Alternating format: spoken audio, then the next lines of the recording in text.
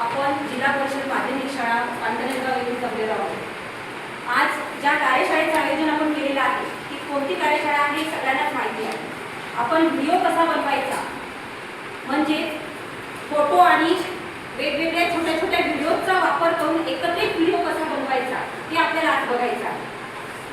आजच्या कार्यशाळेमध्ये किमान आपल्याला काही फोटोज एकत्र करून त्याला इफेक्ट कसा द्यायचा, त्या फोटोची साईज कमी जास्त कशी करायची, जर एखादा व्हिडिओ असेल तो किती सेकंदाचा आपल्याला त्याच्यात इन्व्हॉल्व करायचा आहे किंवा त्याच्यामधला काही कट करायचा असेल तर तो कसा करायचा, ह्या सगळ्या गोष्टी आपल्याला बघायच्या.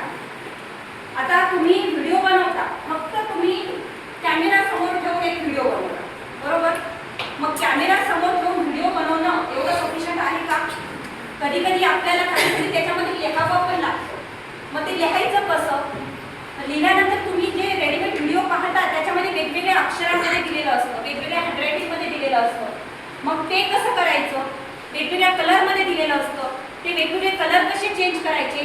बऱ्याच वेळेस असं झूम म्हणून येऊन जाते, बरोबर?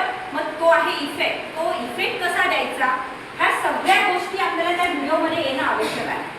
मग त्या कशा पद्धतीने द्यायचा, त्याची ॲडजस्टमेंट कशी करायची, नंतर व्हिडिओ बनल्यानंतर त्या व्हिडिओला काहीतरी हळूवार एक साऊंड मागच्या साईडला येत असतो, तो असतो बॅकग्राऊंड साऊंड.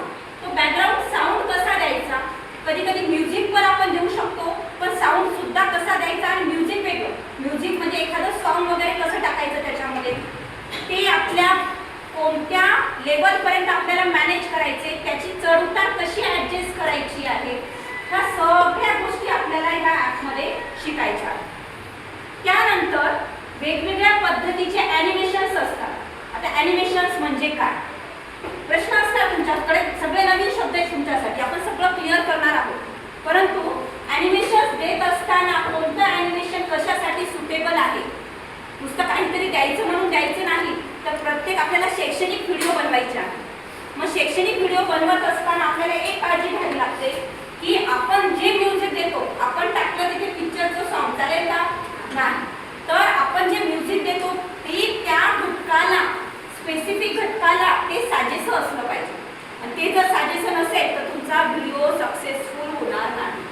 मग ह्या सगळ्या गोष्टी विचारात घेऊन आज आपण आपल्या शैक्षणिक व्हिडिओ कसे बनवायचे ह्याबद्दल एक कार्यशाळा आयोजित केलेली आहे. ह्या कार्यशाळेमध्ये आज आपला पहिला टॉपिक असणार आहे की आपले अनेक ॲप असतात. तुम्हाला माहिती, माझ्यापेक्षा तुम्हाला जास्त माहिती की आपल्या मोबाईलमध्ये आपण ॲपचा वापर करतो, अनेक ॲप आपण वापरतो. त्याच्यामध्ये व्हिडिओचे सुद्धा अनेक ॲप आहेत. फॉर एक्झाम्पल, आता मी थोड्या वेळापूर्वी तुम्हाला सांगितलं स्कुम्पा ॲप. स्कुम्पा ॲपचा वापर करून आपण अगदी सोप्या पद्धतीने व्हिडिओ तयार करू शकतो. त्यानंतर दुसरा ॲप आहे काइन मास्टर. ते थोडंसं हाय लेवलचं आहे, ते सुद्धा आपण घेणार आहोत.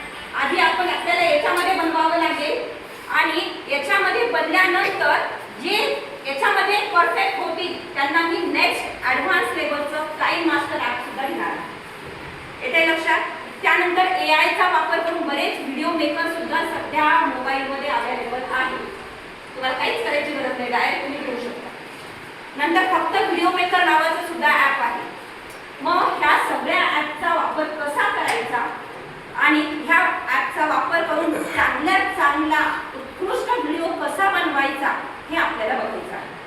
तर सर्वात पहिला मुद्दा आहे आपल्याला की स्कुम्पा ॲप डाउनलोड करणं. मग स्कुम्पा ॲप डाउनलोड कसं करायचं?